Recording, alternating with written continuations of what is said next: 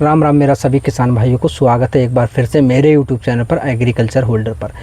आज जो बात करेंगे वो हम करेंगे पीएम किसान भाइयों की पीएम किसान सम्मान निधि की किस्त आती है, उन पर हम वार्तालाप करने वाले हैं।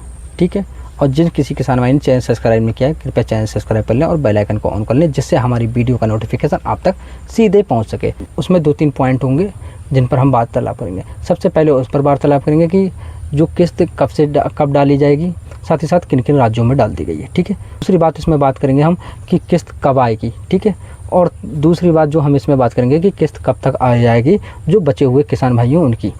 बाकी तीसरी बात इसमें करेंगे हम कि ई-KYC क्या होता है, ई-KYC कंप्लीट कैसे करें, साथ ही साथ क्या क्या प्रोसेस होंगे इसके। ठीक है, पूरा मैं इस प्रोसेस के साथ दिखाऊंगा आपको ई-KYC कैसे करते हैं।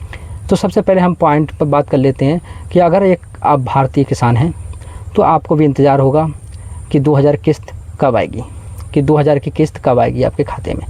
तो ये आप अकेले नहीं हैं, इसमें पूरे भारत के किसान हैं जो इसका बेसब्री से इंतज़ार कर रहे हैं। तो मैं पहले बता दूं आपको, जो इसमें पहला प्रोसेस है हमारा वो है कि आप सभी लोगों को प्रधानमंत्री किसान सम्मान निधि जो आती है हमारी, वो लगभग 4 राज्यों में डाली जा चुकी है। उन 4 राज्यों की अगर बात करें तो उनमें पहला राज्य आता है पंजाब, दूसरा हरियाणा, तीसरा हमारा आता है हिमाचल प्रदेश और चौथा उत्तराखंड।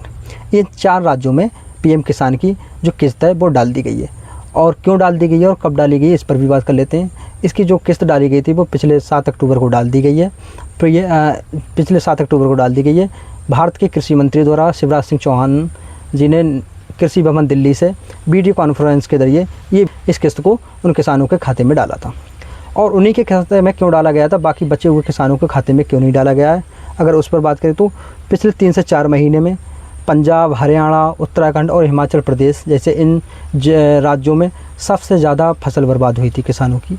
तो उसे लेकर उन राज्यों के किसानों को पहले प्राथमिकता दी गई है, जिससे वह थोड़ी राहत की सांस ले सकें। किस्त उनके खाते में डाल दी गई है। बाकी बचे हुए किसानों की जो किस्त है वो जब आने वाली है वो लगभग दीपावली से पहले आ जाएगी आपकी। ये उम्मीद जताई जा रही है, ये क्लियर नहीं है लेकिन उम्मीद जताई जा रही है कि दीपावली से पहले आपकी किस्त आपके खाते में आ जाएगी। लेकिन उससे पहले कुछ क्राइटेरिया होंगे जो आपको पूरे करने होंगे। जिन जिन किसान भाइयों के क्राइटेरिया पूरे नहीं है उनके लिए कि आपकी भी किस्त रुक सकती है। सबसे पहले आपको अपनी ई-KYC कराना होगा। ई-KYC क्या होता है, अगर आपका आधार मोबाइल नंबर से लिंक नहीं है तब आपको ये दिक्कत आने वाली है। तो सबसे पहले आपको जाना होगा ई-KYC करने के लिए, किसी भी एक ब्राउज़र को चुन लो, चाहे गूगल को या क्रोम को। क्रोम पर जाकर आपको लिखना है पीएम किसान। वहाँ पर जब फाइली वेबसाइट खुलेगी आपको वहाँ पर क्लिक कर देना है। क्लिक करने के बाद होम पेज पर आप पहुँच जाओगे। उस होम पेज पर आपको ई-KYC पर जाकर क्लिक करना है। ई-KYC पर जाकर आपको वहाँ पर सबसे पहले अपना आधार नंबर डालना है, जैसे कि मैंने डाला है। वो आधार नंबर डालने के बाद आपको वहाँ पर आपको फिर मोबाइल नंबर रजिस्टर्ड आधार नंबर डालना होगा। ये भी ध्यान रखना है आपको, मोबाइल नंबर रजिस्टर्ड आधार नंबर होना चाहिए। वो डालने के बाद आपके मोबाइल पर OTP आएगी। उसके बाद में ये फॉर्म आपका खुल जाएगा और वहाँ पर जो जो चीज़ आपसे मांगे वो आपको फिल कर देनी है और फिर सबमिट कर देना है। उसके बाद में आपका की ई-KYC कंप्लीट हो जाएगी और आपकी किस्त आपके खाते में आसानी से आ जाएगी, कोई भी दिक्कत नहीं होने वाली। इसलिए ई-KYC जरूर कंप्लीट करा दें। मेरा ऑलरेडी लिख के आ रहा था, इसलिए मेरी KYC पहले से ही कर रखी है मैंने। ठीक है, ओके। बाकी जुड़ने के लिए आपका सभी का बहुत बहुत धन्यवाद।